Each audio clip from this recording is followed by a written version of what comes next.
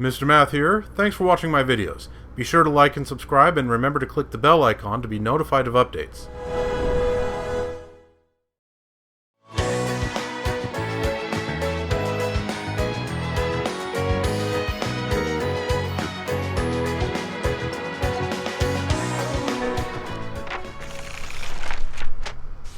Hello again, viewers. Welcome back to the final episode of Let's Play Paper Mario, the Origami King. We're once again here at the title screen, about to jump back into it. And yeah, I said at the very first episode, I totally understand why some people do not like the later Paper Mario games. And, you know, it's fair, because of how radically the series shifted after Paper Mario the Thousand Year Door, back on the GameCube. Like I said, you know, when you have two games that use the same formula, and it's a great formula, and everyone really loved it and got used to it, to suddenly just dump that formula down the drain and switch to something else, yeah, I totally understand. But I loved the Origami King, and I still feel that Super Paper Mario on the Wii is the best game in the series.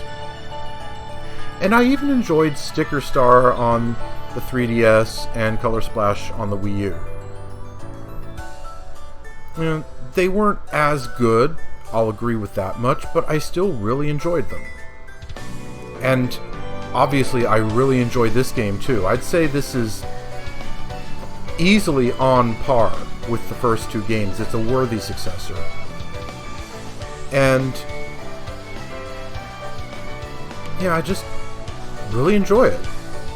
It's far from perfect. You saw how much I struggled with the battle system, particularly in the latter half of the game. But,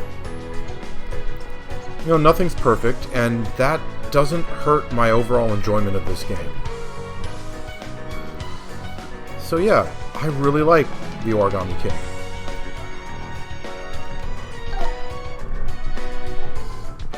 Now, if you look at my profile there on the left, you'll see the silver star at the top left corner of the icon, which shows that I've beaten the final boss. And then you'll see that golden fist at the bottom left corner, which shows that I beat the entire game without using any of those battle accessories.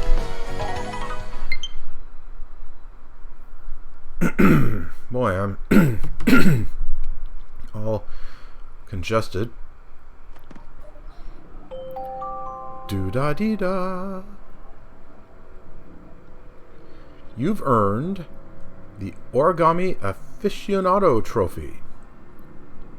Visit the Musée Champignon to check it out. So yeah, when you start the game file again, you wind up here, right outside the final boss door.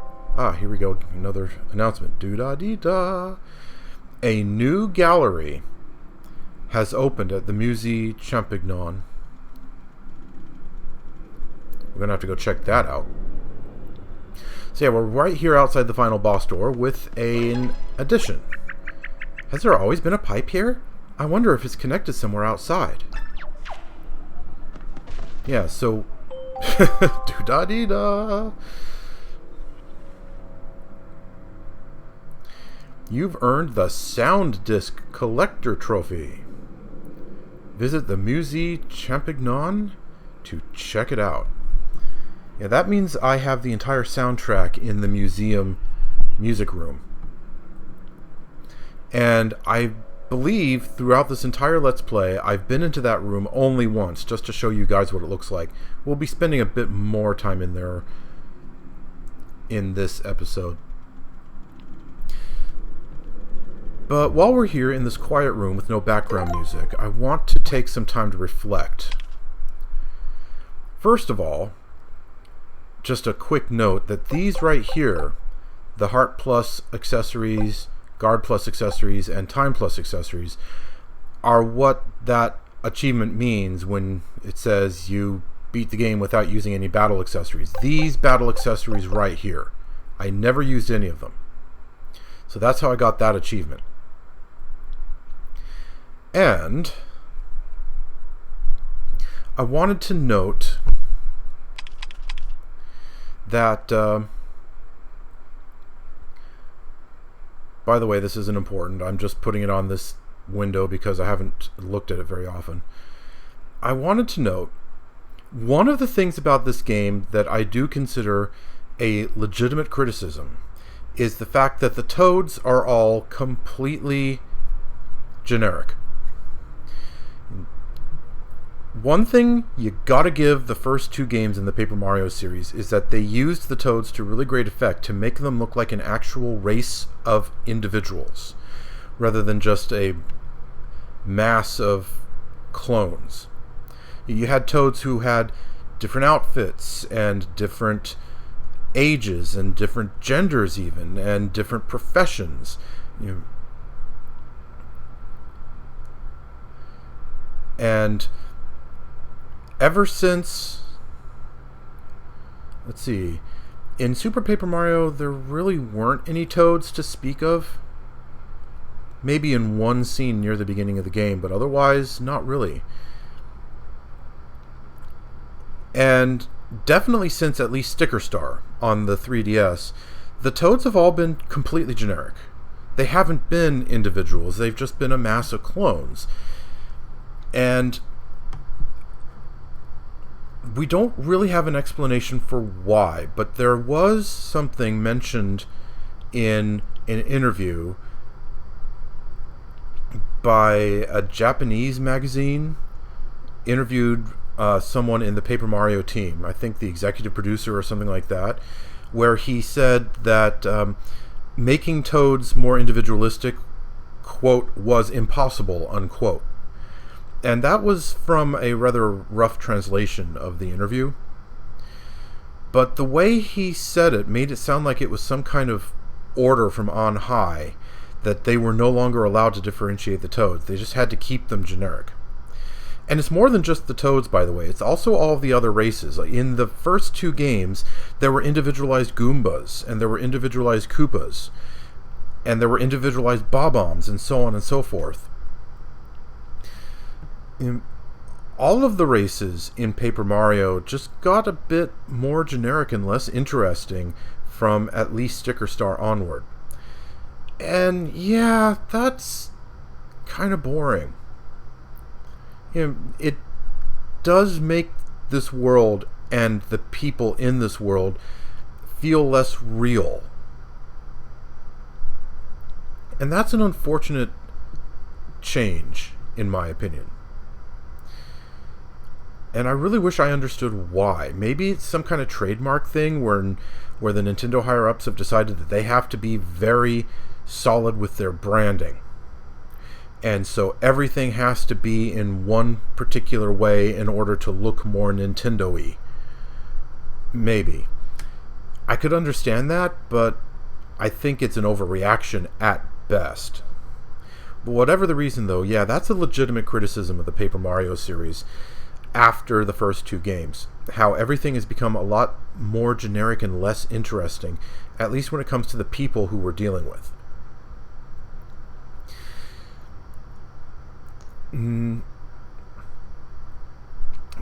But one thing I definitely have to say Origami King knocks out of the park is overall characterization and storytelling. Because even with these very generic people, they made some really fascinating characters. I mean, take Bobby, for example. And there's a lot to say about Bobby. He was in the party for only a very short time, basically for Chapter 2. And then at the beginning of Chapter 3, he left us by blowing up that boulder to save Olivia. And he was a completely generic and ordinary Bob-omb. But he was such a character. And he had a very important message in particular that really resonates all the way through to the end of the game. It's never explicitly stated. Not really. I mean, Bobby states it, but the game doesn't really play it up very much. Bobby says that Bob-ombs don't live very long lives. Once we blow up, that's it. We're done. But that doesn't matter. It doesn't matter how long or even short our life is. What matters is whether or not we make an impact. And as long as we've made an impact to make the world a better place, we're happy with that. That's a life worth living. And that brings me right back to Olivia. Now, on the screen right now, assuming I'm doing this correctly, you should see a series of photographs, and you should recognize them as the photographs that come in Shogun Studios. At the photography studio in the Shogun Studios theme park, where we take pictures of ourselves standing in poses. And the first picture you're seeing is from this recent playthrough, but the second picture is from my original playthrough. In my original playthrough, I actually forgot to take these pictures until after Bobby had his big moment.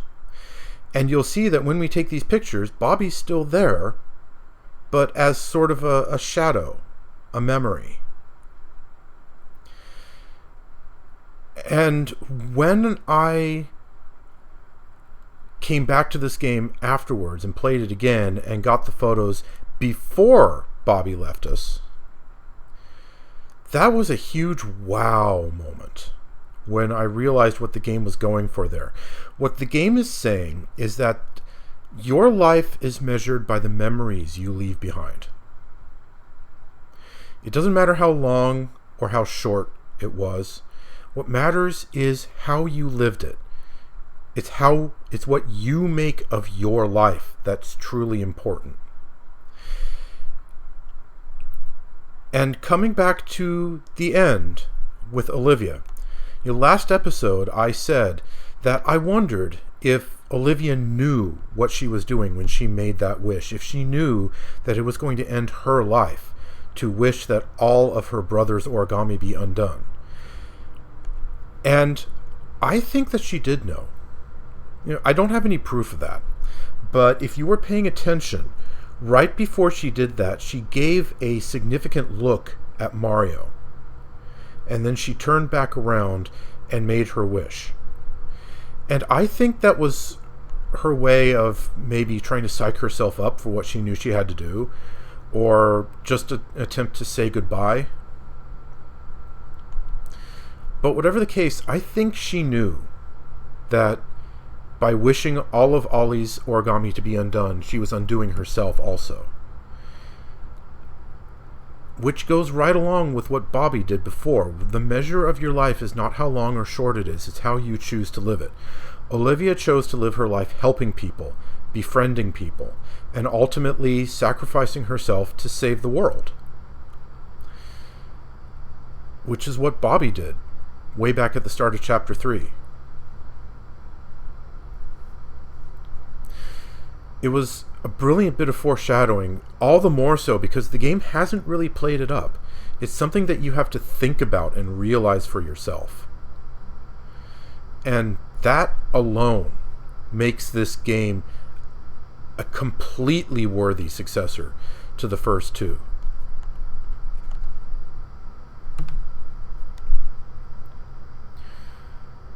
So that's what I feel is the true theme of this game. Your life is what you make of it. Another example, take Ollie. He made his life a matter of anger and spite. He wanted to get revenge against what he viewed as a slight that the Origami Crafts Toad made to him when he was first folded. And it led him down this path of basically trying to destroy everything and just hurt everyone simply because he was angry. And then in the end, he regretted it. When Olivia quite literally knocked some sense back into him, he regretted what he did. And basically gave Olivia the power to undo it.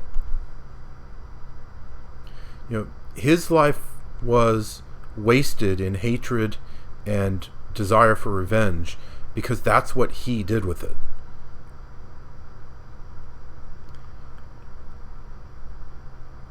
At least that's how he felt at the end. It's a very complicated and heavy matter. But that's, in my opinion, the theme of this game. The meaning of your life is what you make it. The memories that you leave behind. Alright then. Enough heavy stuff. Come on. There we go. Come on, jump in. There we go. Pipes are your thing. I'll be here when you get back. Yeah, that's what he said before.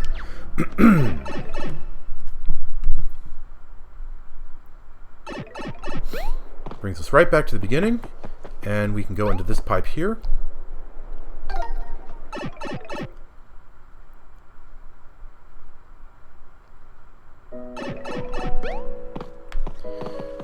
Right then, since we happen to be in the museum,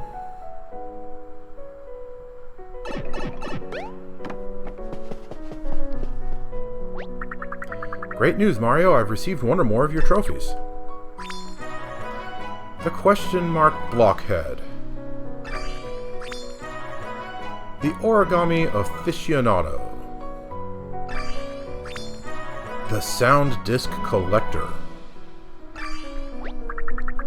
If my curator calculations are correct, the number of trophies you have yet to earn is 2. Let's go take a look at that, shall we?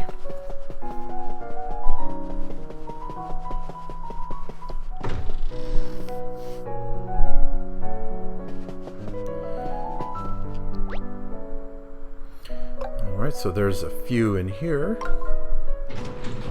A few new ones.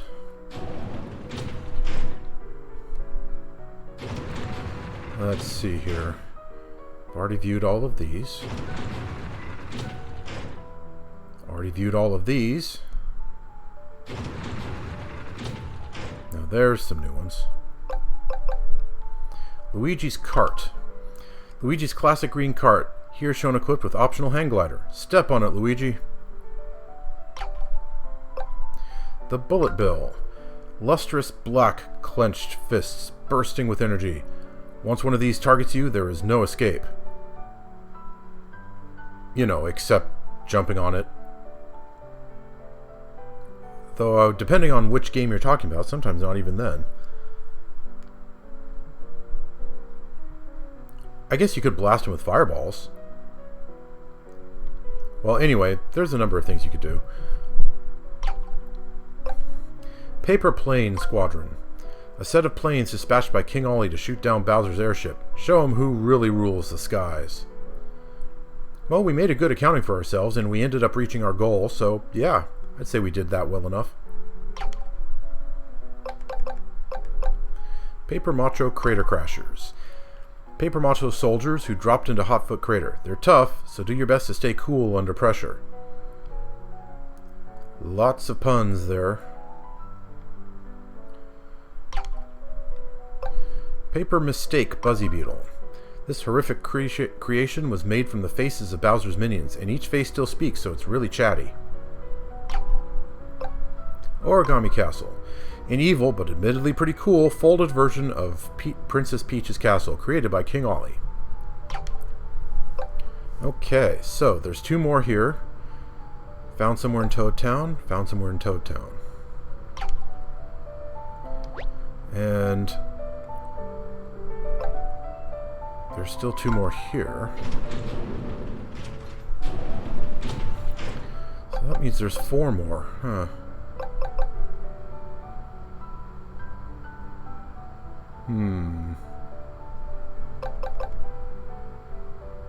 Okay, I'm absolutely certain I know which one this is. This one I'm not too sure about.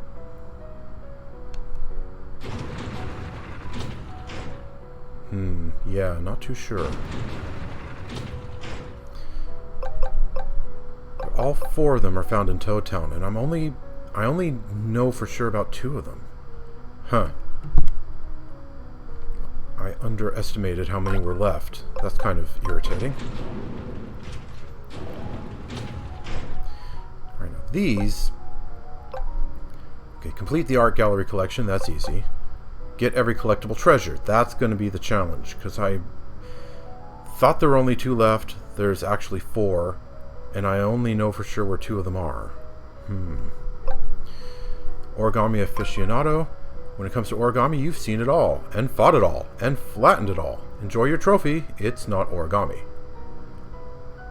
Are you sure? Because, I mean, it is kind of folded up. Oh well, I'll take your word for it. Sound disc collector. What do collecting all music and fixing all holes have in common? This trophy, and this guy. You've done it all, Mario. Yeah, filling in all of those not bottomless holes is how you get this.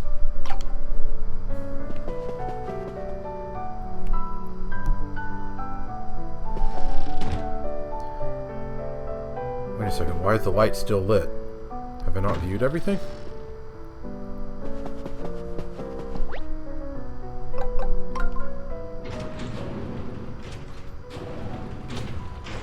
Oh, there's that one at the top, of course. Question mark blockhead. You found and hit each and every question mark block in the game. Now tell us, which one was your favorite? That one in the middle. Let's just leave it at that. Okay. And now this.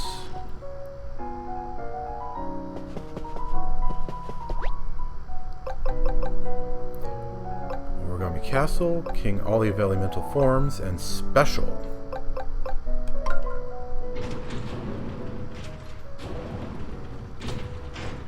So we've got the Goomba, the Koopa Troopa, the Hammer Bro, the Boomerang Bro, Sumo Bro, Sledge Bro, Ice Bro, Fire Bro. Okay. King Ali of Elemental Forms.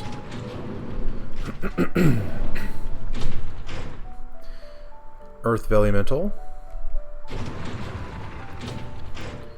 Water Elemental. Fire Elemental.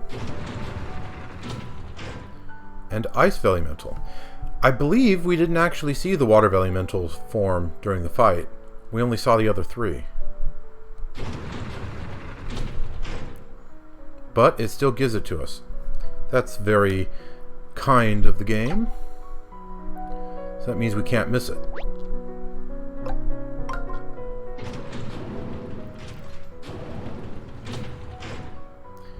Princess Peach. The folded version.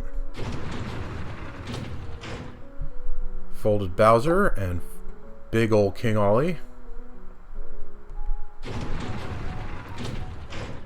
And Olivia. And of course, Ali. An origami gal with a kind heart. She's King Ali's sister, but is teaming up with Mario to stop her bro's reign of terror. Kind of a bittersweet entry. But, like I said, the measure of your life is the memories you leave behind. And she left some good ones.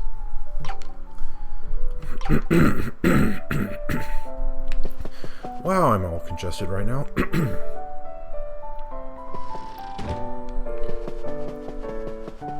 And then...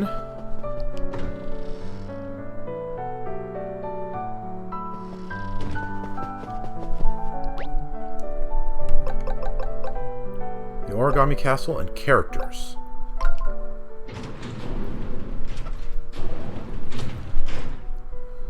Alright, there's only 2 pages of this one. Okay, so... the battle in the sky. That's kind of a neat picture, isn't it?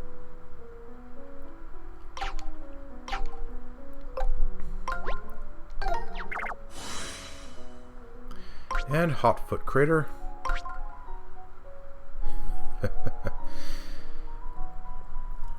That big hole in the side there, where the airship crashed on in.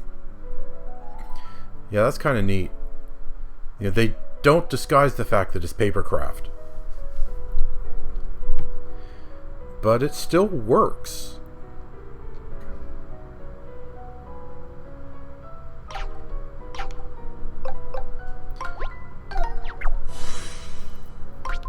Bowser's airship with the schematic of the cannon on the bow.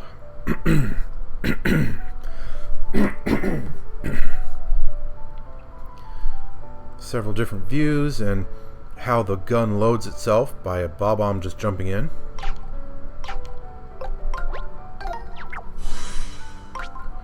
The paper airplane squadron with different views of the different planes.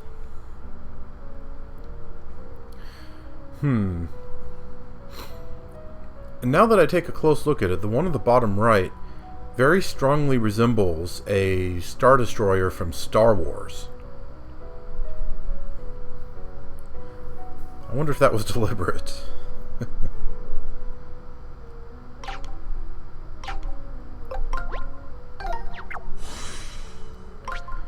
The volcano and Peach's castle. Yep. After the streamers are removed, apparently, but before we've crashed into the side of the volcano.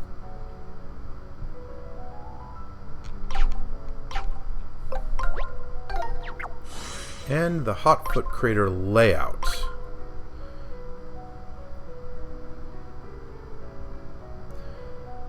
Yeah, so just concept art of how the various pieces in Hotfoot crater work. How they were put together.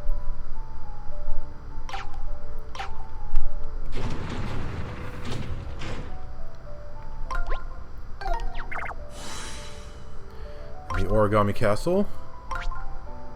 Concept art of that.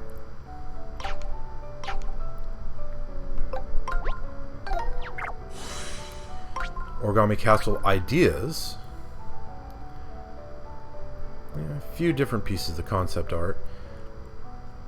Looks like in the end they more or less went with something kind of like the bottom left example.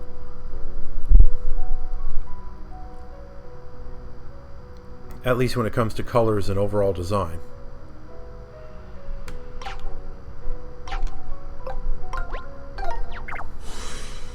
The interior with all of the cootie catchers playing the part of piranha plants.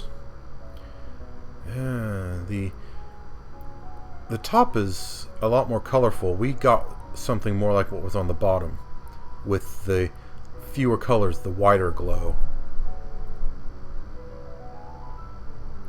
rather than the greens and purples that you see up top.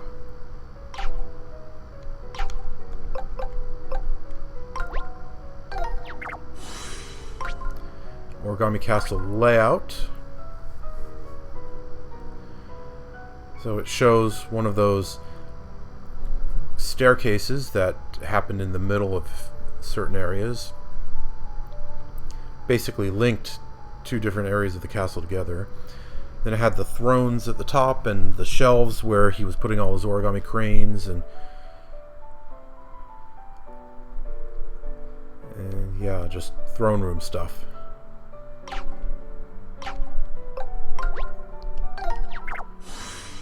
Origami castle layout 2. Yeah, and this was a few different rooms. And also the outside area. And the place where that missing wall had been.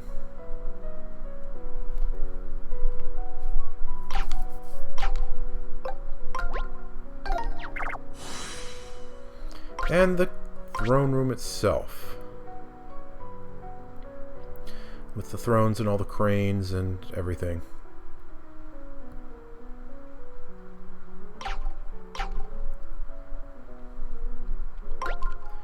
And now characters.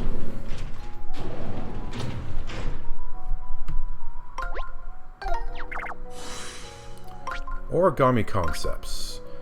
So we have here the folded soldiers. Various Koopas and the Goombas and the Thwomps, and even an example of, on the right there, of someone folding an origami character. The bone mask on the bone Goomba. And of course the hammers and the fireballs and whatnot. The bottom left.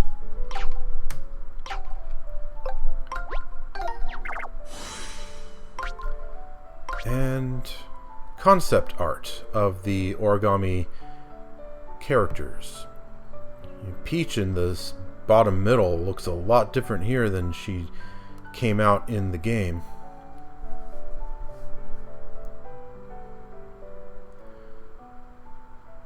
The rest of it, well, not all of those concepts were used. But the ones that were used came out looking pretty close to what we got here.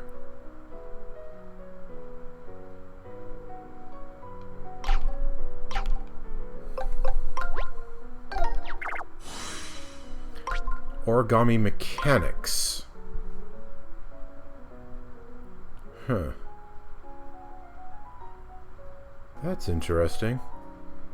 Basically, how could they move once they were folded up?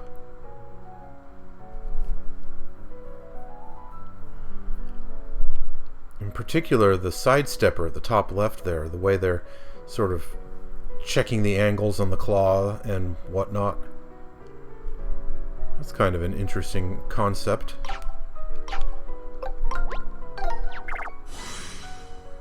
And the thousand-fold arms concept.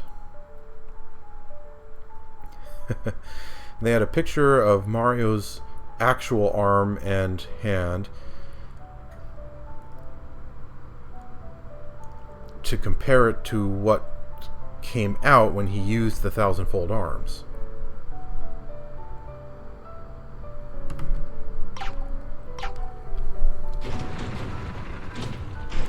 Oh wow, lots here. Paper Macho Goomba. How it fits together and everything.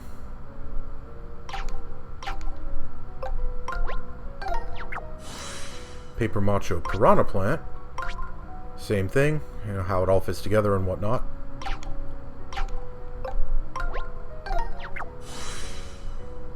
The Paper Macho Stone Spike.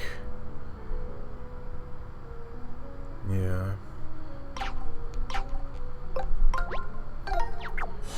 Paper Macho Chain Chomp. Okay, this guy.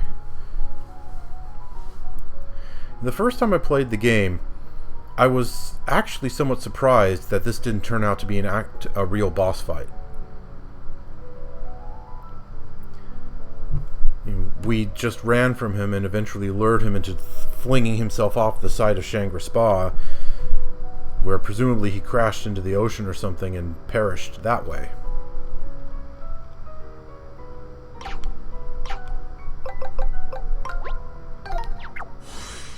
Paper Macho Koopa Troopa. How it all fits together and all that.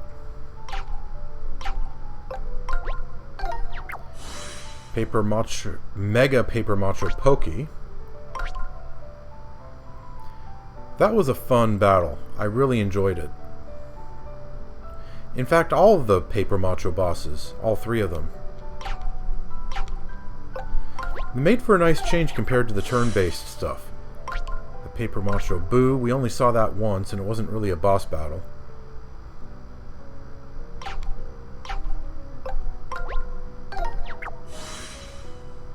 Jungle King and Space Warrior masks. Oh, okay. Those things we got from Shogun Studios. The Donkey Kong and Samus's Power Suit masks. Jungle King. Space Warrior, that one's kind of, you know, expected. But Jungle King, I like that one.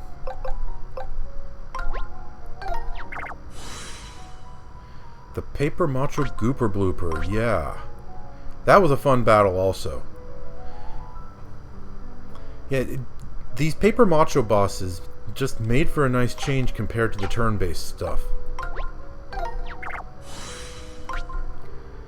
Paper Macho Mechanics. Yeah, both from the Shogun Studios End part, and also from the Fire Elemental Temple with those Shy Guys holding the buckets.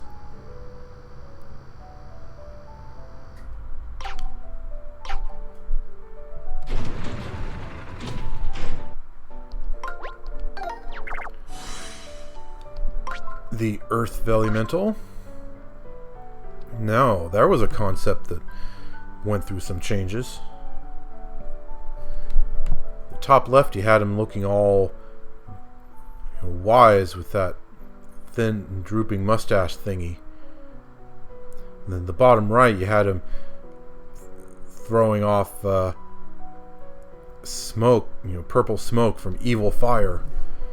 But then they ended up going with just the top right. Slightly more basic look. Probably for the best, really.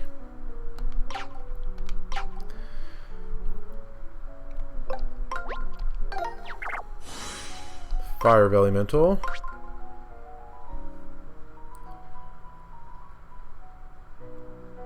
Whoa, they even had a flamingo-like concept at the bottom left there. And a few much meaner looking concepts at the top left.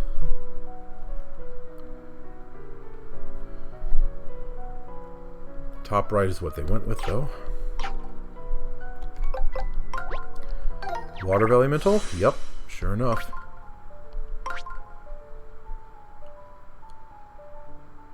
Huh. Interesting. So they had the idea of your standard fantasy blue dragon down in the bottom middle there, and they basically worked off of that.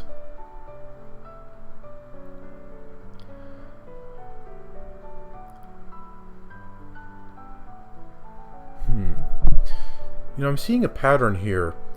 They tried a few really detailed and expressive versions, like in the top left of this window here, of this image, but then they ended up going with something a lot less detailed and more generic looking, like in the top right.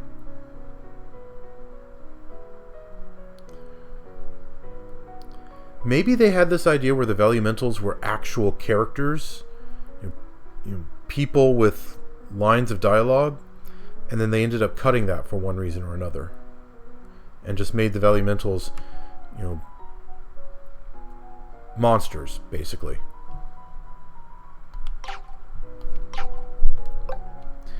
That seems to be how it went with all of them. And here's the Ice Elemental. And same thing, it had much more detailed and expressive versions up in the top left there. And then they ended up going with a much less detailed and more generic looking version in the top right.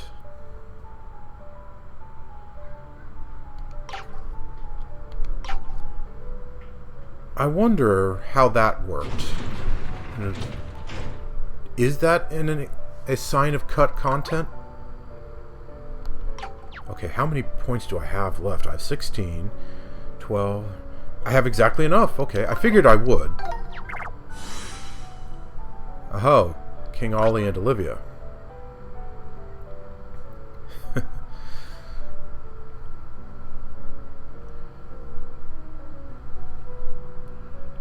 Yeah, I was about to say, King Ali looks a lot less expressive than Olivia. But, yeah, they made some expressions for him too.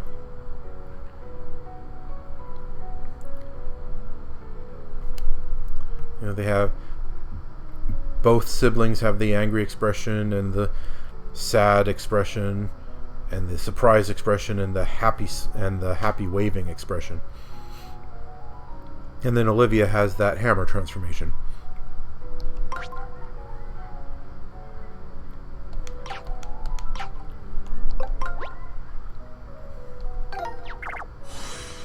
Paper Sumo. So this is Bowser and Ollie. in that sumo battle.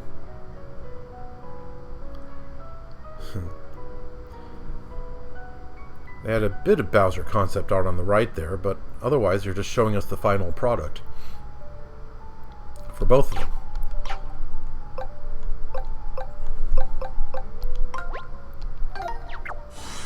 Origami Princess Peach. Yeah. Some of the concept art really was different and more expressive than what we ended up with.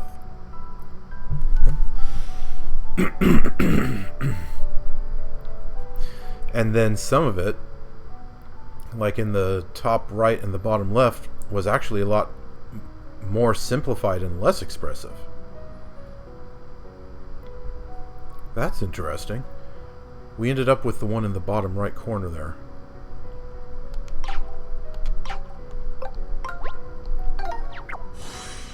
Folded toads. Examples of. So we had, you know, animals like the dog and the swan, and flowers, various types of fish, you know, a cactus, a shovel, signposts, things like that.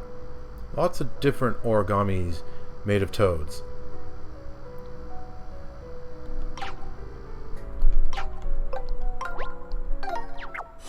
Character outfits. Oh, this is the Shogun Studios stuff.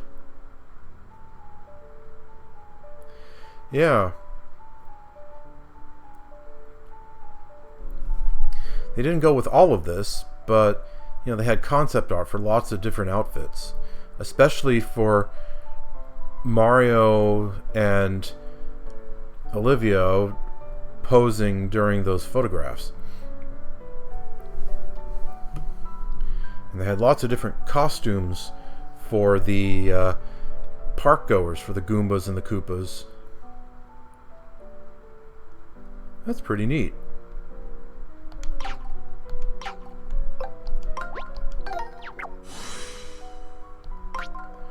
And more outfits. So we have still mostly Shogun Studios stuff, but also a few different things for the toads at the top left there.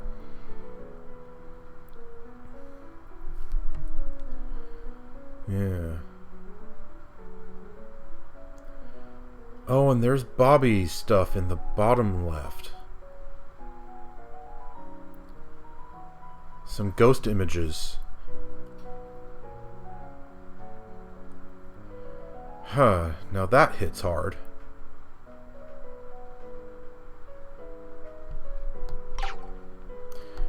Well, got all that done.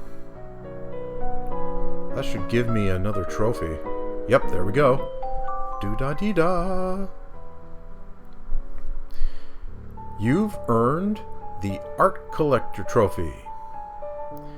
Visit the Musée Champignon to check it out.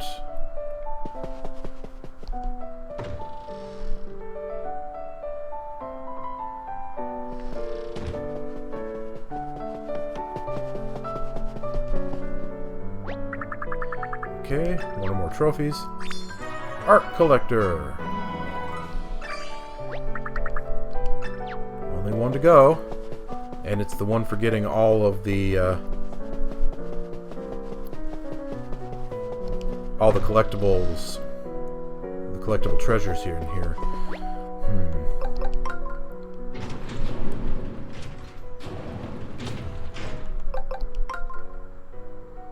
You've collected every single piece of art in the world, so what are you doing looking at this trophy? Go look at art! Well, thanks for the advice, game, but that's what I was just doing.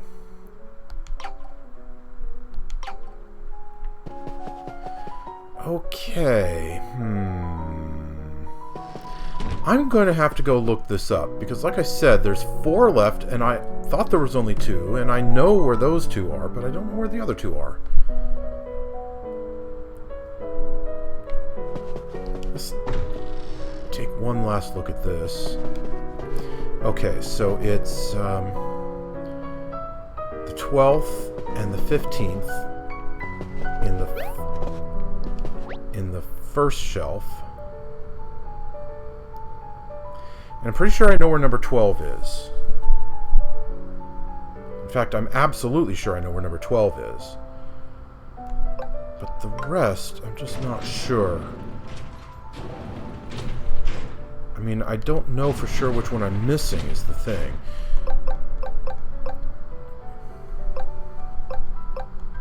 I'm gonna have to figure out... You know, I know where 2 of the 4 are. I just don't know which of the other 3 is the one that I know about. So it's 59 and 60 on this. It's number 119 and number 120. Number 15, number 119, and number 120. Those are the 3 that I'm not absolutely sure about. One of them I definitely know, but I'm not sure which one. So I'm going to have to look that up.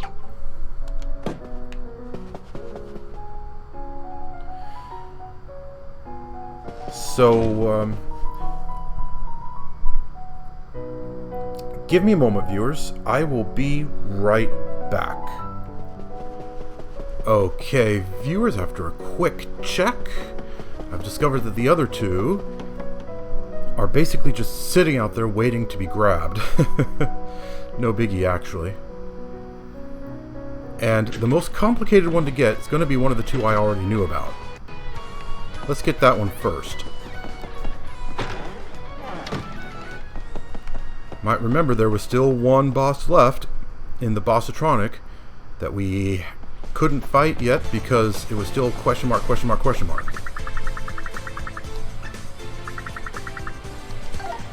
Well, now we know who that is, don't we? Boss battles. Stapler.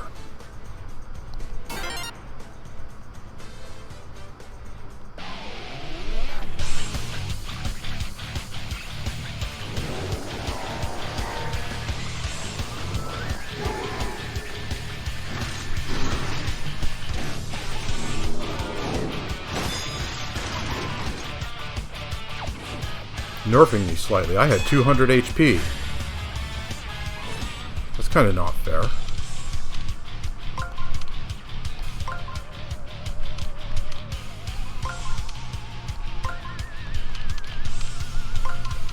Let's just get started right away, huh?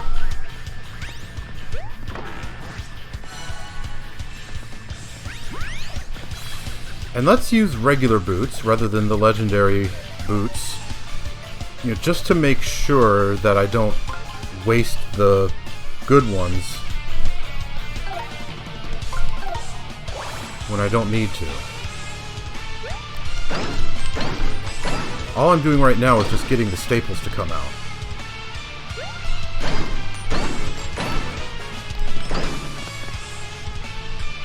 Okay, got a guard.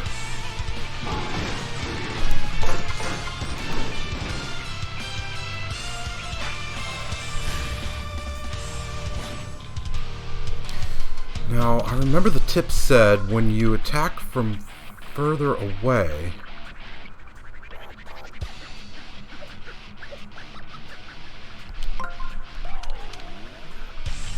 he spits staples at you from a...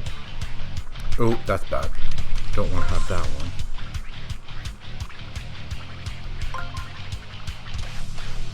I need to hit the on switch.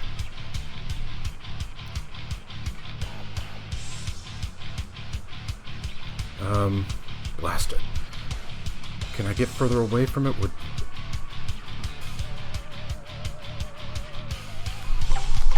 Okay, let's try this.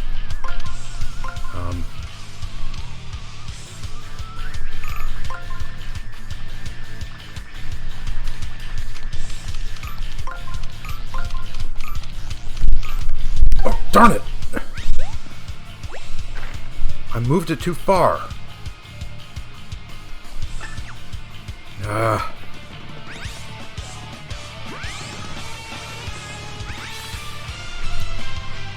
Well. Just have to do what we have to do, I guess.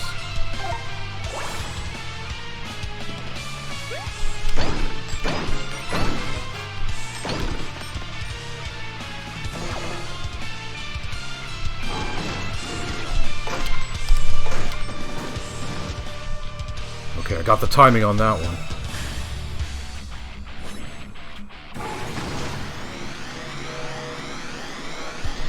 Oh, right, let's see.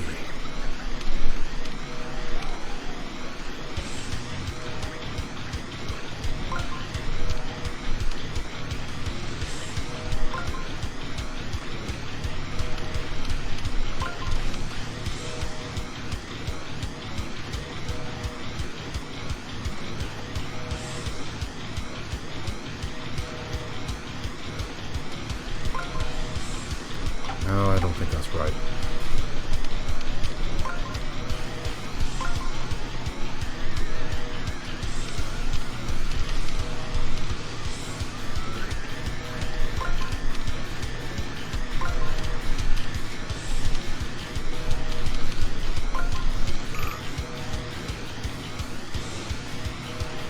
I think that'll have to do it.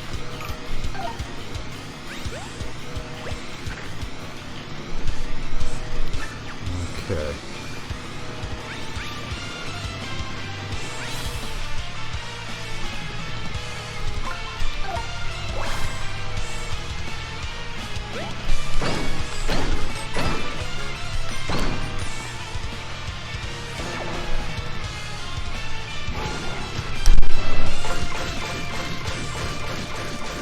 Locked it just in time.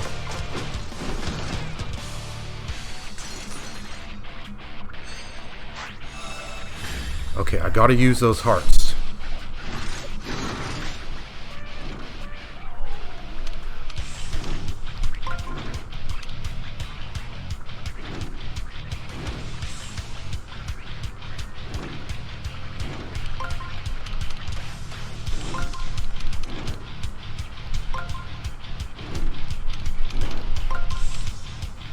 Okay, I'll go counterclockwise.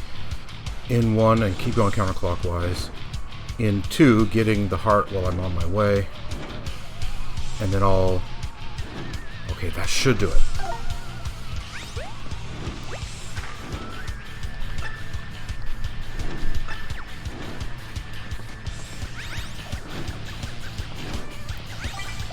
Yeah, there we go.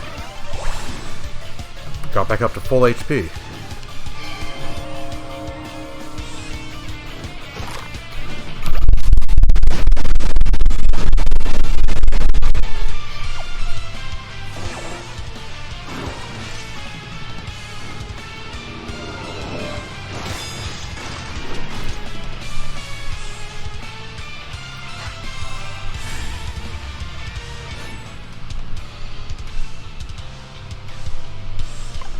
Okay.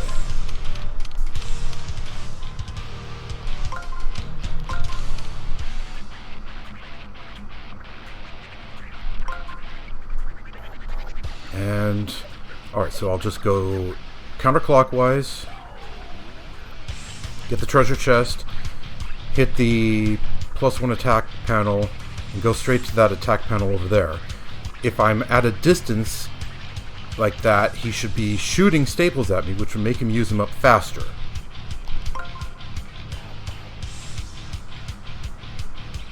We'll see if it works.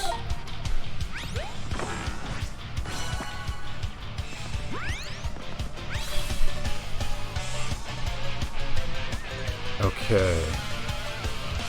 Let's go with a slightly larger jump attack.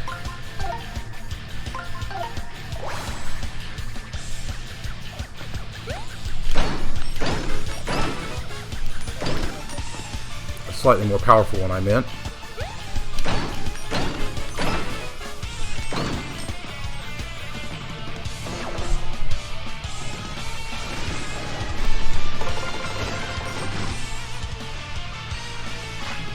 That was pretty painful, but yeah, used up a lot of them. Okay.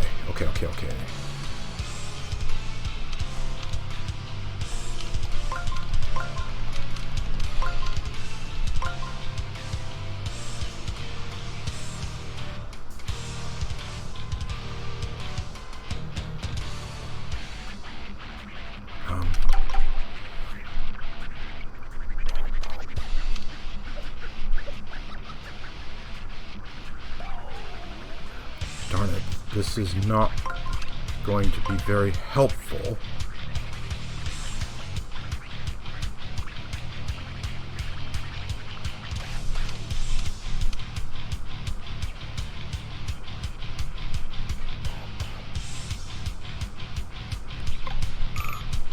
Oh, darn it.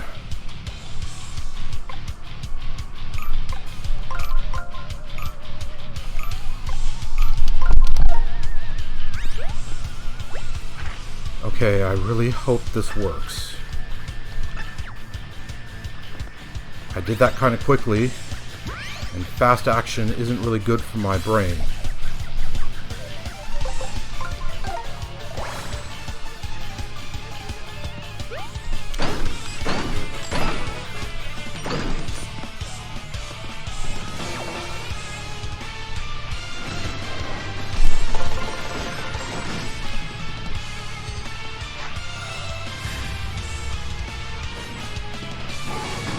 Okay.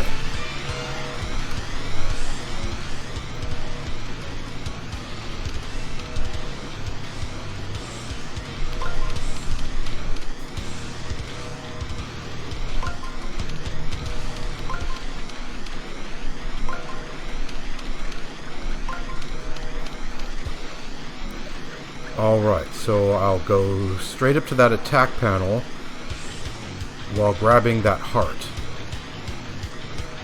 And I'll get the ×2 attack.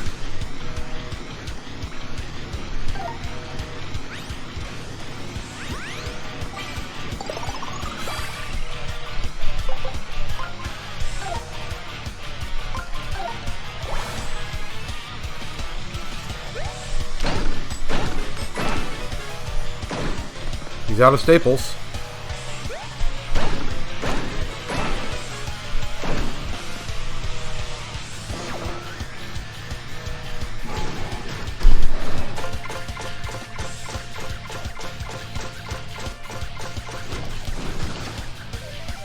Aha. That worked really well.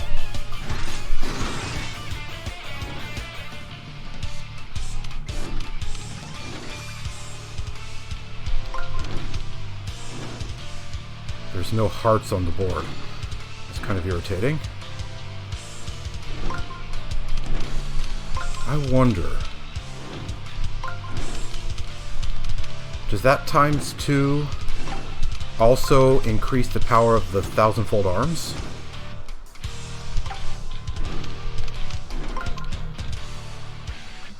I don't think I have to be right up close, but I'm not going to take the chance on that one. Oh, darn it! I don't have an arrow in front of me.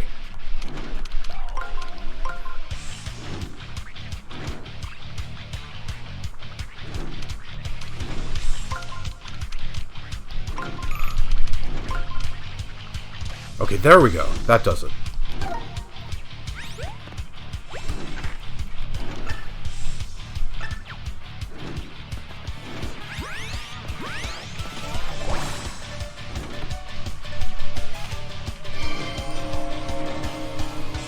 Okay.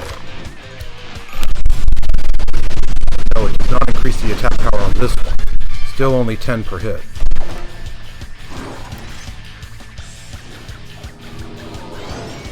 Oh. He's up to the yellow staples this time. I managed to keep him just down to the red ones before. That's kinda not good, actually.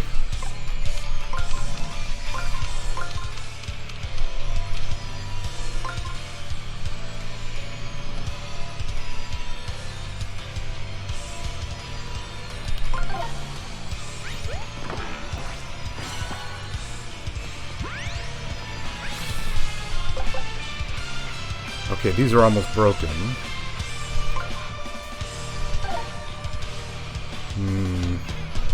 Okay, let's go legendary boots now. Just in case they break on the first try.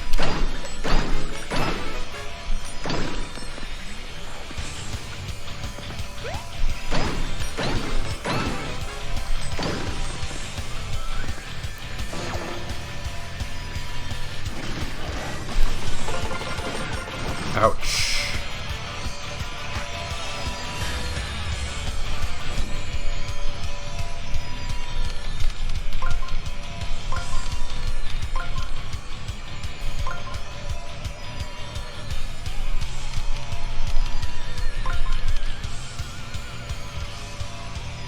No, that's not good.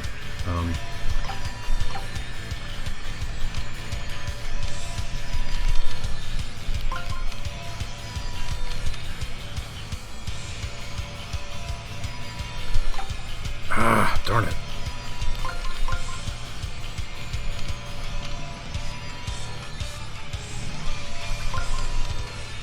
Yeah, I can't have him go across the Thousandfold Arms panel because it'll be on at that point. Oh, I really want to heal. But I don't have enough moves to put the hearts in place.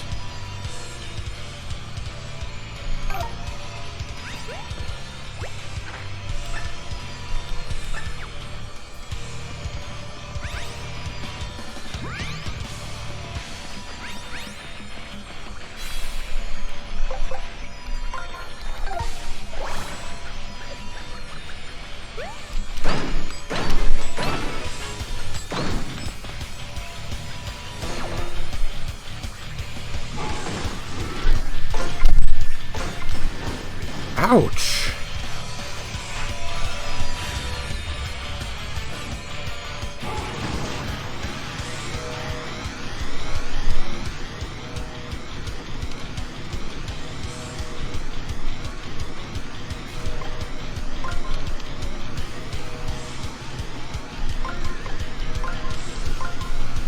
Okay. Alright. I'll heal up, get an extra attack, and then go straight to the attack panel.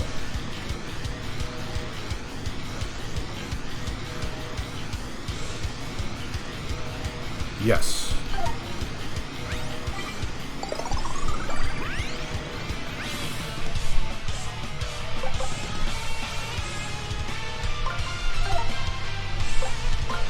And now, 8 jumps to waste 8 staples.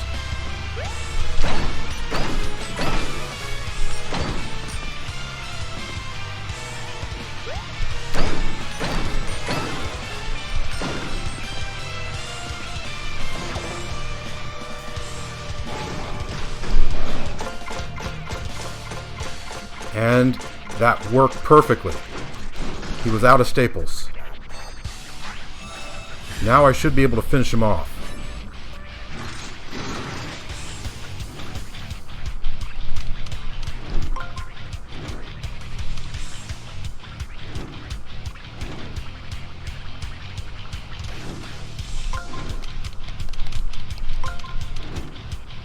Okay, let's see.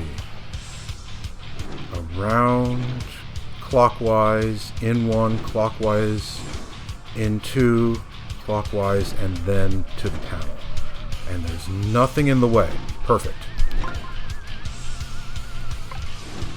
Anything I want to slide in?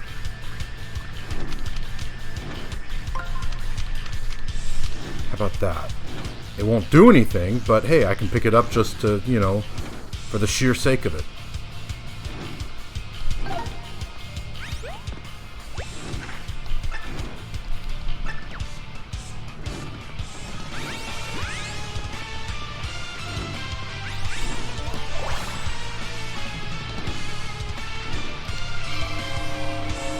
Okay, I really want to finish him off.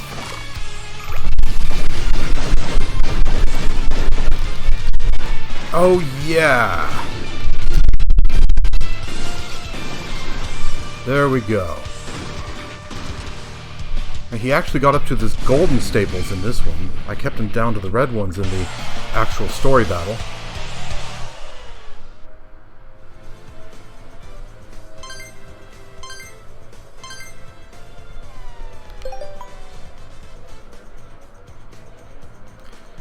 Alright. Nicely done, Mario. To be honest, I wasn't even sure that was possible. Here, you've more than earned this. Bowser collectible treasure. Yay. Whew. Got that one done. Now time for the rest. And they'll all be a lot easier. So the other one I knew about is up this way. You might remember the Monty Mole, who sells collectible figurines of the bosses, the Legion of Stationary bosses. Well, now he has a new one.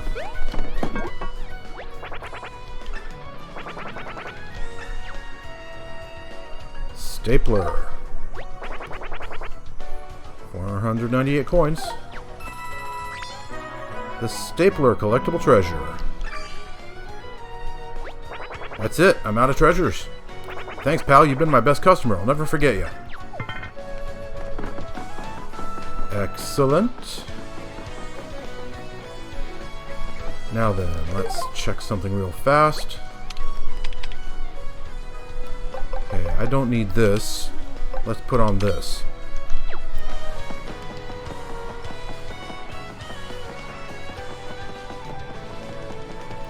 I'm not using confetti anymore, so I don't need the confetti vacuum. Now, third collectible treasure is up at the top. You might see it there. Have to buy it. 35,000 coins for the Princess Peach collectible treasure. Everyone's favorite princess as a cute collectible treasure.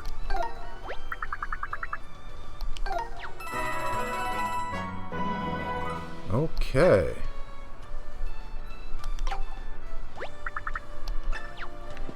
Good thing I've been saving up money.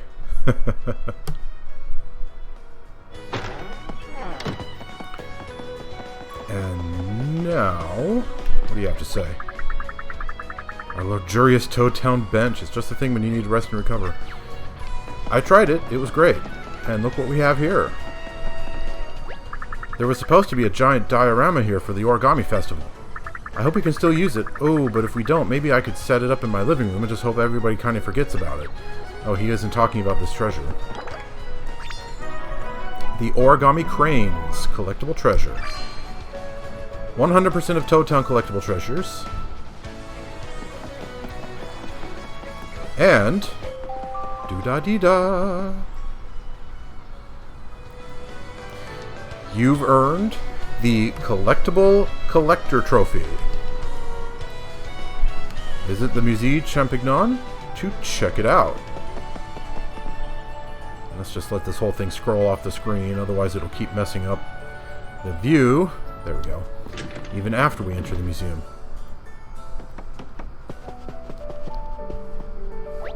Great news, Mario! I received one or more of your trophies. Collectible Collector. You've done it, Mario! You've earned every possible trophy! Now that I have the complete set, I can charge double the admission! Finally, Musée Champignon will take its rightful place among the most prestigious museums in the world! Whoa, I didn't know you were so nakedly ambitious. It's cute! Oh, well, thank you. We should really both be thanking Mario. He's the one responsible for making my dream come true. My dream of curating the most complete and expensive museum in the world. Thumbs up! Thanks, congratulations!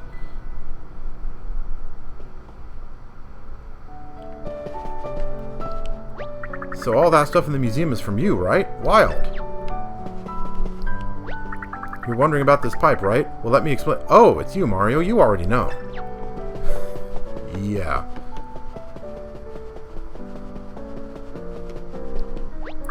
Where do I even start with this stuff? Is there a guidebook or something? Well, there's the plaques on the wall.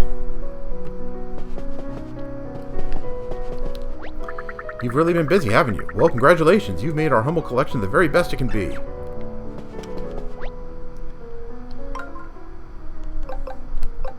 Stapler. King Ollie's rabid legion of stationary pet. Its bite is worse than everything. But could its mouth be a weak point? Sort of.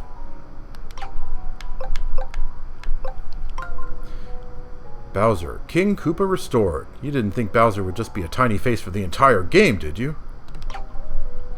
Would have been funny, but yeah.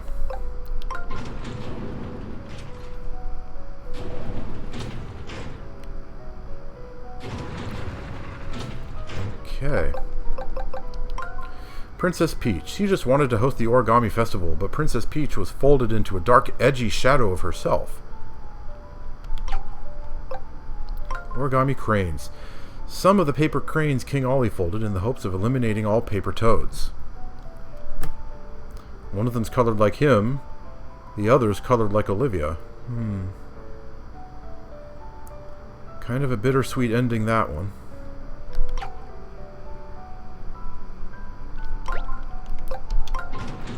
But, you know, it is...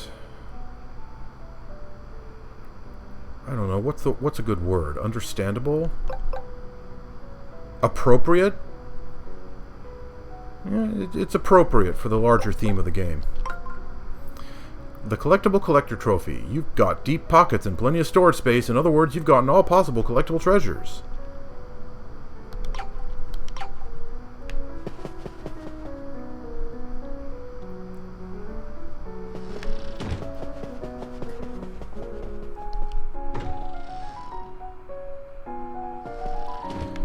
And...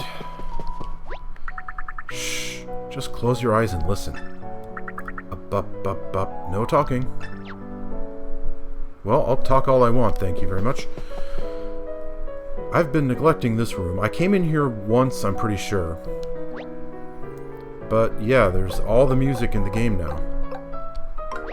Welcome to our world-renowned sound gallery. Here you can take an auditory tour of all the musical pieces you've heard in your adventure so far. Naturally, as you progress through the world, your library of recordings will expand. Specifically, once you've repaired all of the not bottomless holes in a given area, its sounds will unlock. To check your progress, simply open your map from the game menu and check your fix rate. We do hope this incentive system will motivate you to fix as many of those unfortunate holes as possible. And in the meantime, do please begin enjoying the lush audio collection recordings you've collected thus far. Yeah, I've got them all now. Peach's Castle, Underground, Olivia's first appearance, Folded Soldier's first appearance, Whispering Woods, Toad's Barbecue Food Eatery, Sweet Sap Loggin's Theme, Happy and Sappy, Old Grand Sappy's Cry for Help, Whispering Woods, Whispers, Olivia's Bench, Graffiti Underground, Earth Valley Mental Temple, Offering Box, A Giant Shell Falls, Ruins of Peach's Castle, Toad Town in Trouble, Overlook Tower Under Fire, Dance It Out. Paper Macho Soldier on Patrol, Toad Town Ghost Town, Toad Town Red Streamer Removal, Blue Streamer Removal, Yellow Streamer Removal, Purple Streamer Removal, Green Streamer Removal, Toad Town Port, Musée Champignon, Battle Lab, Picnic Road Shop, Overlook Mountain Occupied, Picnic at Overlook Tower, Mystery of the Magic Circle, Fossilized Dry Bones, Paper Macho Soccer, Monty Mole Shop, Missile Launch, Red Streamer Battle Thinking, Valley Mental Area Battle. Yeah, that's not what I was thinking. Oop. Oh man. Don't know how to do this.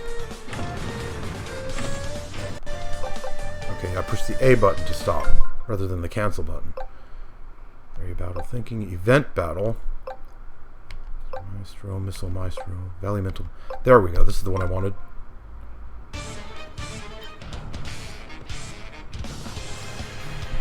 Yeah.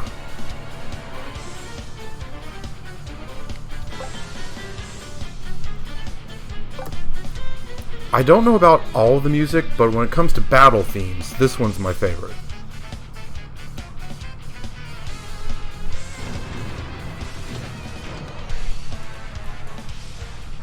Okay, change area, Blue Streamer.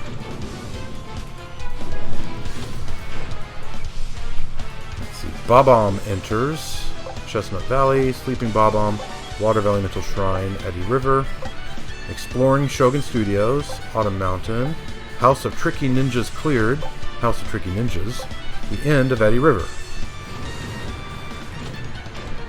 Tranquil Pipes Tea House, Shogun Studios entrance, Exploring Autumn Mountain, Go with the Flow, Space Warrior Mask, Jungle King Mask, Goomba Mask, Shuriken Dojo, Shogun Studios Deserted. There's a lot of music in this game. You wouldn't think that the blue streamer area had this much stuff. Shogun Studios Parade, Olivia having fun, Big Show Theater, Western Showdown Enemy enters, Western Showdown Mario enters, Stage Play Koopa Troopa theme, Stage Play Mario enters, Enter Birdo, The Western ends, The Western begins. Koopa Troopa Boss, Swan Lake Punk Remix. I'm tempted to switch to that one. Big Show Theater cast introductions. The Elastic Entertainer enters. Tragedy of the Elastic Entertainer.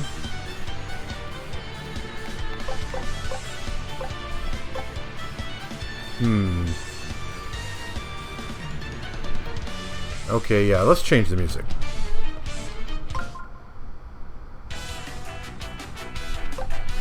The Blue Streamer Battle. Blue Streamer Battle Thinking. Autumn Mountain Battle. Autumn Mountain Battle Thinking. The Elastic Entertainer.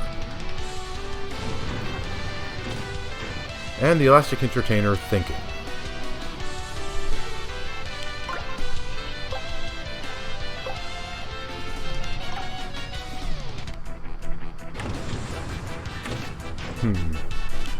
There we go. That removes the red star from that box. Breezy Tunnel, Boot Car Super Boost, Bob-Omb's Encouragement. Fire of Elemental Cave, Bucket Panic,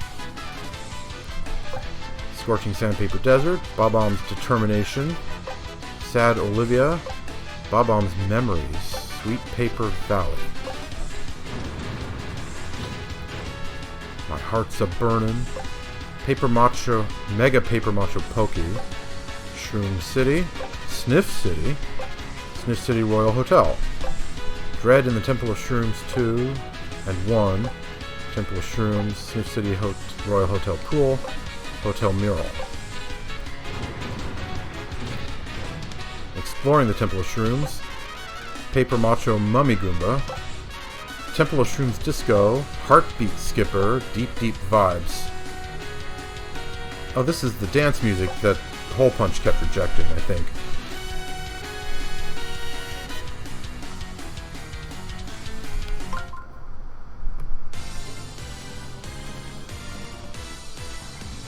Yeah, this is one of the ones he didn't like.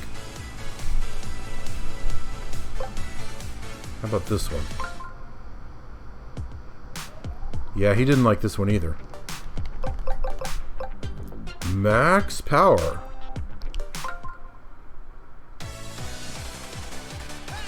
Nope, didn't like this one either. Thrills at Night. Aha, this is the one he liked.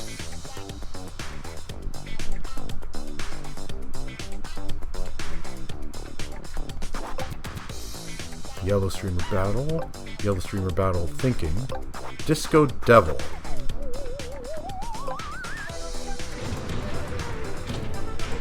And Disco Devil Thinking, okay.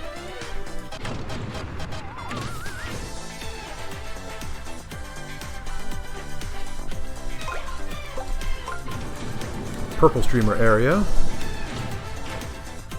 The Great Sea, Exploring the Great Sea, Bonehead Island, Giant Fan of Bonehead Island, Crescent Moon Island, Spade Island, Heart Island, Club Island, Feelin' Fungi, whatever, Club Island, Hammer Island,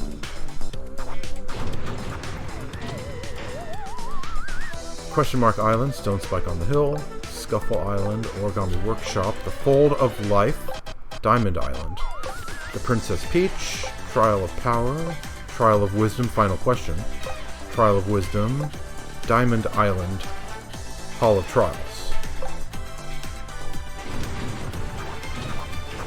The Princess Peach Restoration Party, The Princess Peach Nobody's Home, The Princess Peach Drenched in Ink, The Princess Peach Stolen Box, Paper Macho Gooper Blooper, Sea Tower second floor, Sea Tower first floor, Ice Slider, Ice Valley Mental Mountain, Rolling Snowball, Ice Valley Mental Mountain,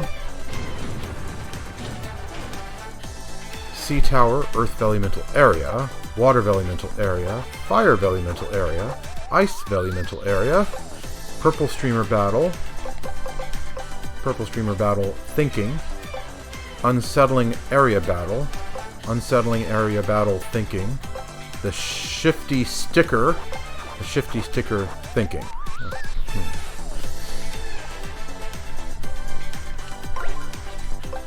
Green Streamer. Entering Shangri Spa. Meet Kamek. Kamek's Memories. Kamek Rebuked. Exploring Shangri Spa. Hurry to the Spring of Purification. Enter Bowser Jr. Welcome to Shangri Spa. Sumo Bro enters. Minions Assemble. Spring of Rainbow's Path. Crossing the Cliff. Shy Guys finish last. Horrible memories of that one. Tell them how it works. Ninja Skills. Race in Place. Ring Scramble. Try the Sudden Death Round. Today's contestant. Oh, Shy Guys finish last has a lot of music associated with it. Bath Math. Sudden Death. Spring of Jungle Mist. Paper Macho Chain Chomp. Princess Unleashed. Bowser's Encouragement. Paper Mistake Buzzy Beetle. Beware the Hanaconda. Folded Soldier Banquet. Bowser's Castle. Nervous Olivia. Bowser's Airship appears. Bowser's Airship locked and loaded. Bowser's Airship launch. Dog-eared fight. Green Streamer Battle Thinking. Green Streamer Battle. Battle at Bowser's Castle. Incoming. Dog-eared fight boss battle.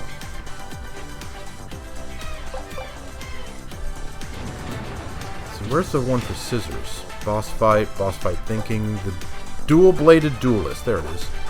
Dual-bladed duelist thinking. Okay, that's enough of that music.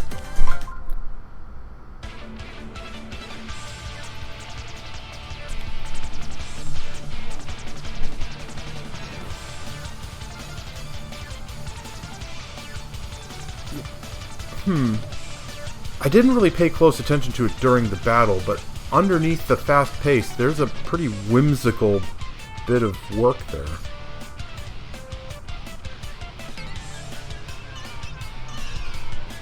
I wonder what instrument they used to make that.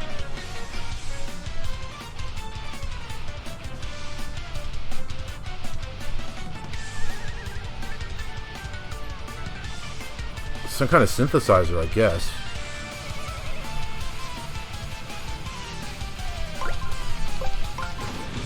Alright, special area.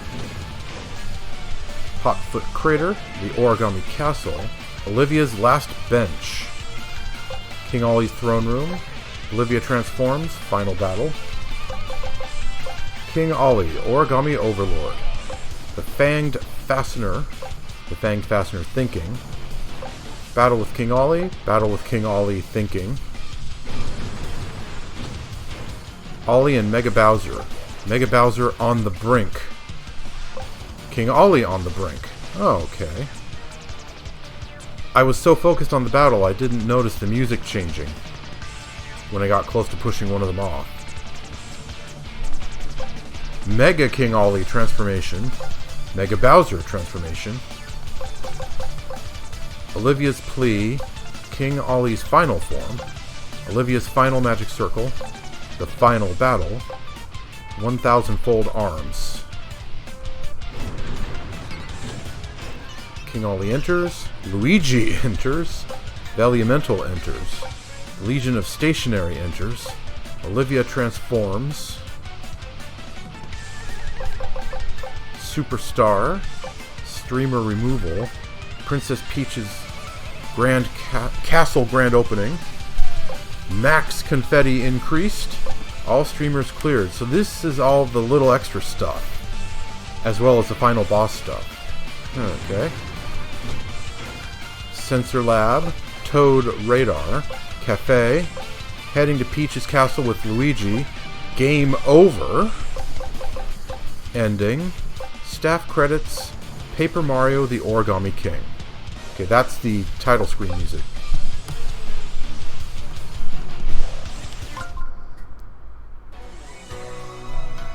Yeah.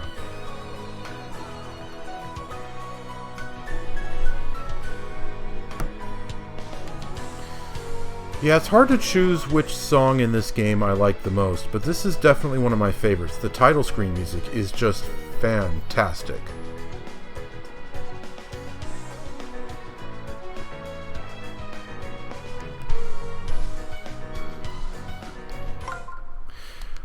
Right then. Now there are a couple more toads to speak to.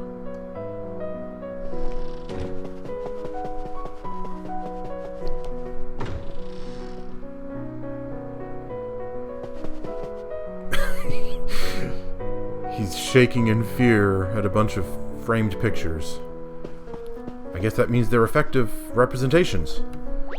Well, those things are going to haunt my dreams now. Guess I'm sleeping with the lights on forever.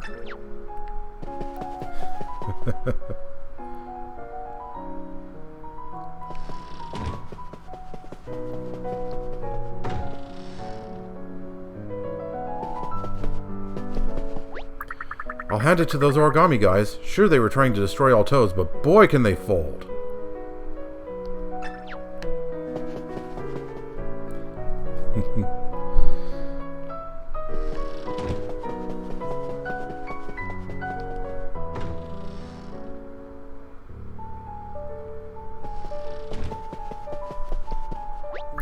I should start drawing again.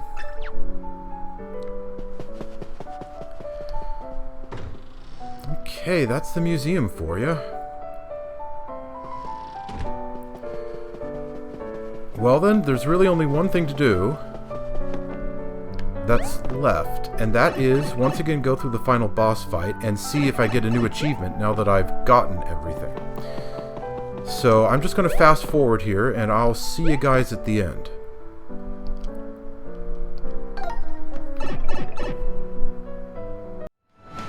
I can't believe I almost forgot to show this. That would have irritated me. Because it is very possible I could have put this entire episode together, uploaded it to YouTube, and then realized, oh no. I'm so glad I caught myself in time. So, Mario and Peach hanging out, but Bowser's lurking. Surprise! Bowser comes out. He smacks Mario into the wall. Peach is shocked. Bowser turns around. Ah, but Luigi is there, while Peach takes a run for it. Free heart, why not? Ah, but Luigi gets smacked into the wall too. The Toads try to stop him, but he flings them out of the way as if they're not even there. Ah, but some are still helping Peach to run away. Ah, surprise Bowser, he gets in front.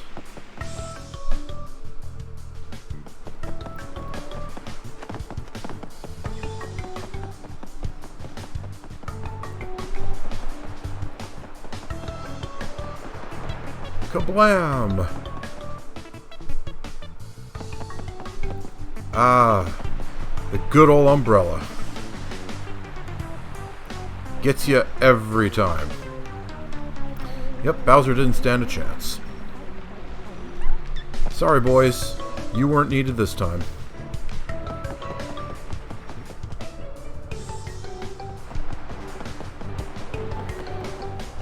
I like how they slowly reveal this over the course of the game.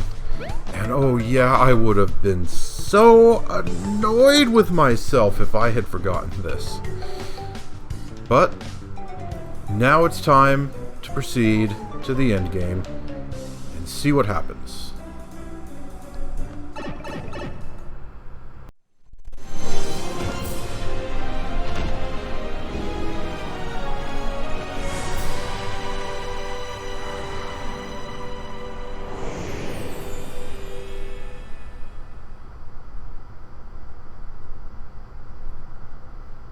Okay. Got back to the end of this again.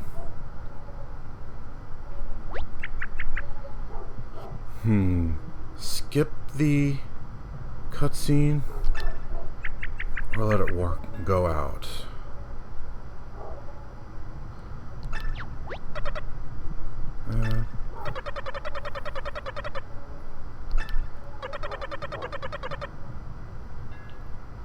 My heart was blinched. My path was creased. Yeah, they really play the origami terminology to the end, don't they?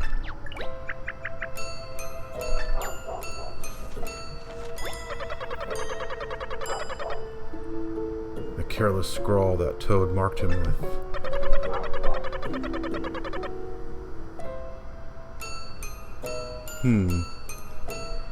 It's right down there. Couldn't he have just sort of bent over and read it for himself? I guess it was upside down. So maybe he couldn't read upside down? Then he could just look at himself in a mirror. And all of a sudden, it doesn't make any sense why he never read it before. I guess if he was just blinded by rage because it was there at all, he might not have thought of that. Still, that feels like kind of a stretch. Oh well, it made for a good game, so let's not overthink it. Dearest Ollie, may you grow into a fair and kind king. It's not just a scribble. It's a very sweet message from the Origami Craftsman. He just wished you the best as a new king.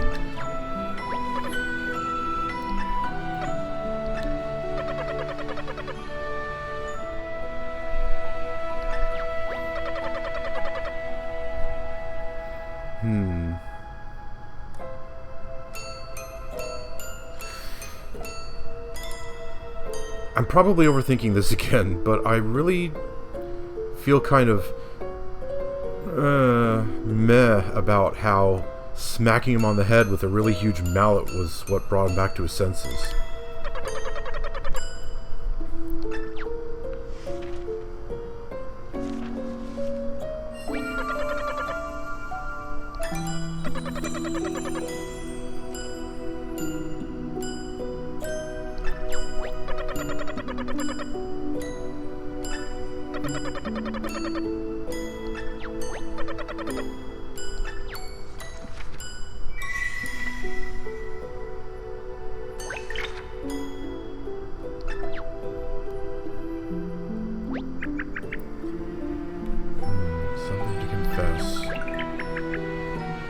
I don't know how to hold a crane.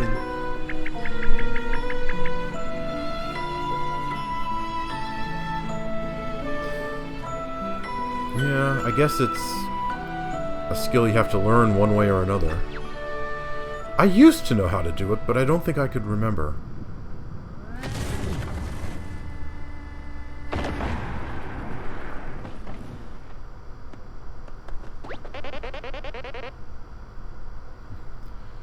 Hope I didn't miss too much. Yeah, you missed everything, really, but hey, you did what we needed you to do in the end.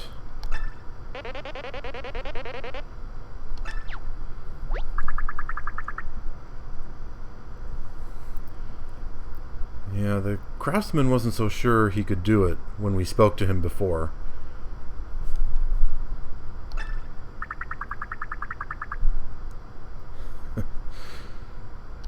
Giant hammer technique he folded into his design. The forbidden 1000 crane technique.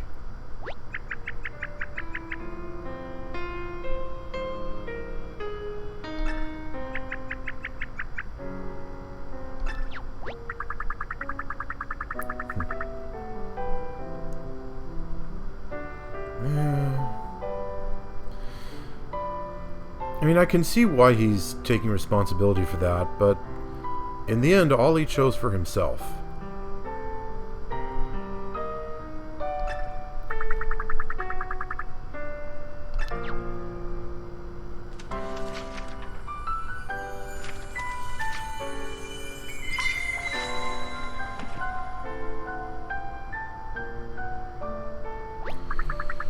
Yeah, this is a pretty famous reference. At least over in Japan. After World War II, there was a little girl who had a really bad form of cancer, so she spent her time in the hospital just folding cranes. I don't remember all the details of that one, but somehow it came to embody this story where if you fold 1,000 origami cranes, you'll be able to make a wish.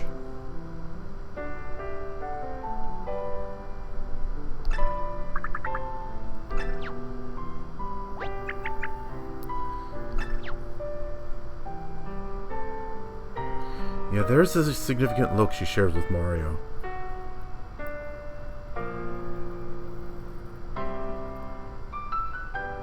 Maybe to remember why she's doing this? Or, like I said before, maybe just to say goodbye.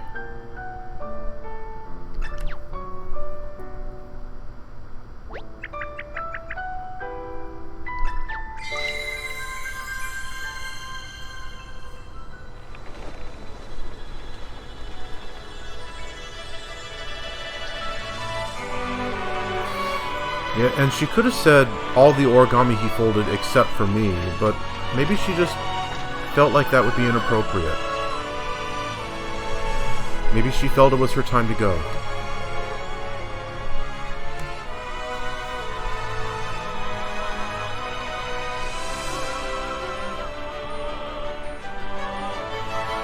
Yeah, even after having seen this once before, just in the previous episode, I still have much more to say about it.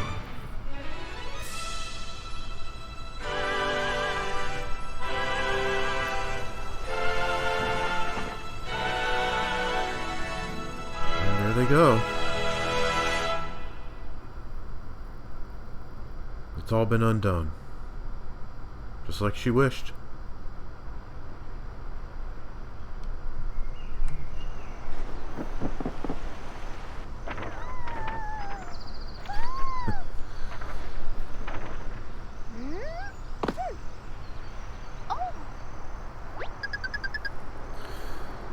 And it's still neat how they really do play up the whole paper thing. You know, that's not the first time we've gotten a reference to someone falling and then just slowly wafting down. One of the Toads said that earlier, you know. Every time I try to go skydiving, I just waft down.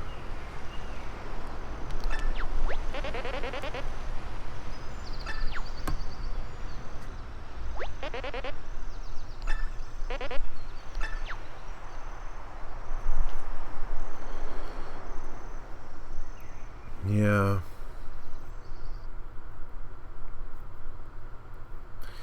I guess Bobby taught us something with his sacrifice. How when someone makes that decision, sure, it's sad.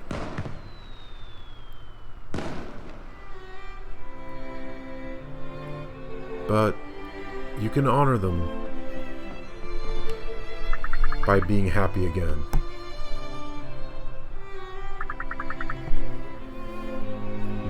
And there's lots of details to this part that I missed last time. Well, I didn't exactly miss it, I just didn't have time to mention it.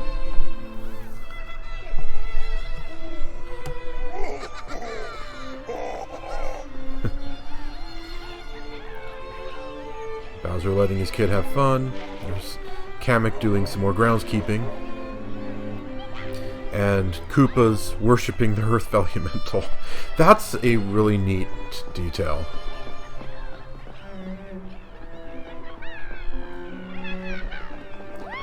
Hey, that's a Shangri-Spa Toad. I'm not sure I noticed that before. And of course there's the DJ.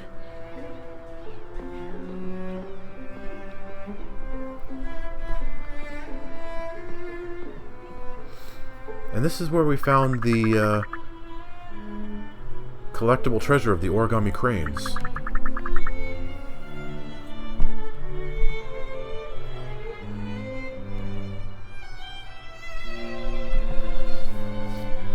This makes it even more appropriate that it was there.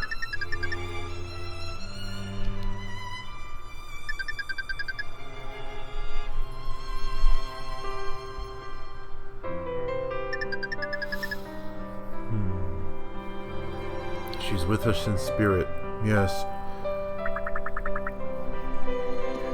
Because we remember.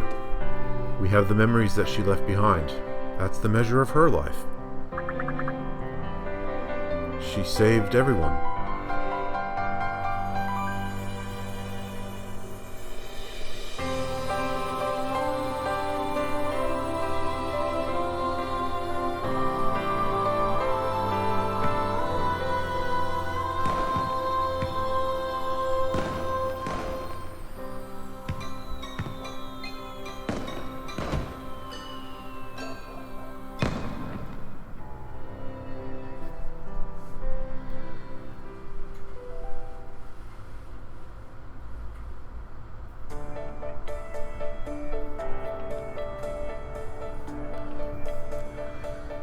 To see this again.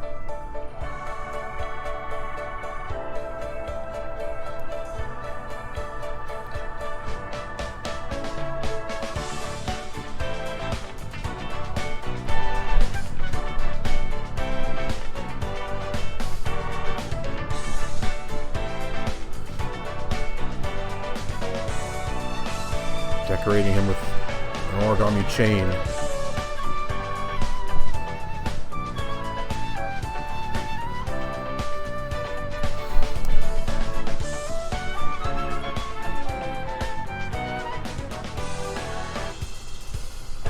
Yeah, I'll say it again. It's really amazing that they were able to do some really sharp storytelling despite having just generic NPCs available. Just generic Toads and generic Koopas and generic Goombas and all that.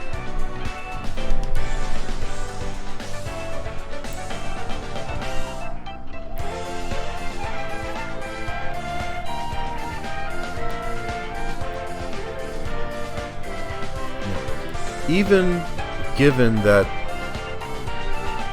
they do have different outfits in this,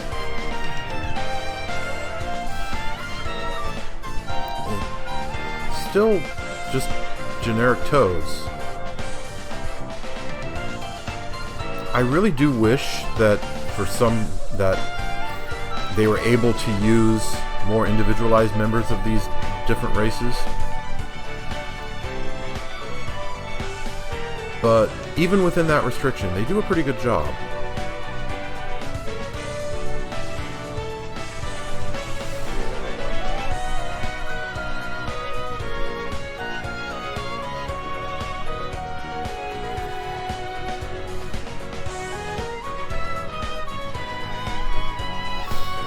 Also, I do still wonder why at the Temple of Shrooms, those two statues at the front look like normal Toads, while all the rest of the decorations look like that tower that's currently hidden behind that picture of Shroom City. The taller and thinner proportioned versions.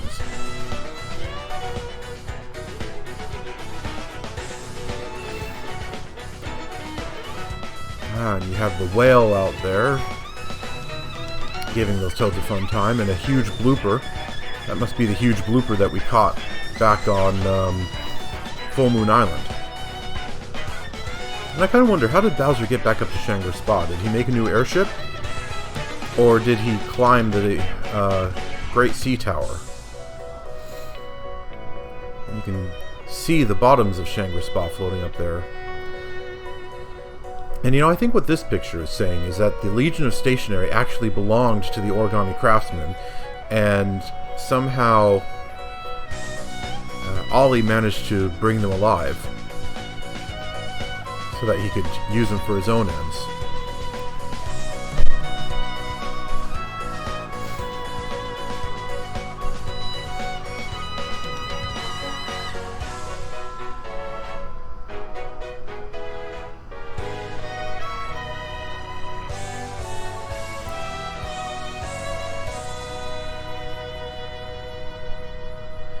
And I just realized at the very start of the game, in that opening cutscene, I think that they were driving from right to left, and now at the end here they're driving left to right. Oh, what's this? A new scene?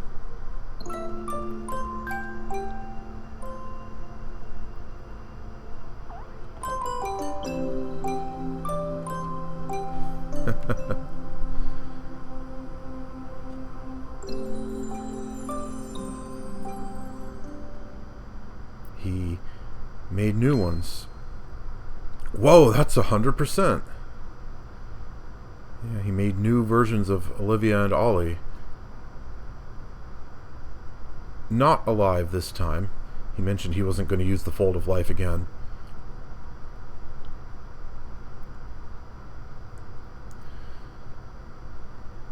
But to make a memorial for them.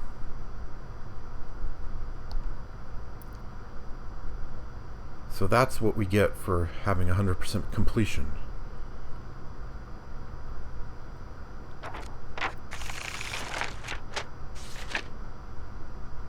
Huh. That was indeed worth the trouble.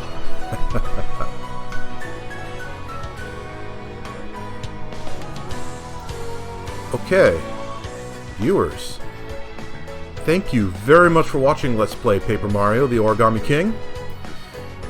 I'll see you in the next project that I do. It should start soon. Until then, have a good one and make lots of memories.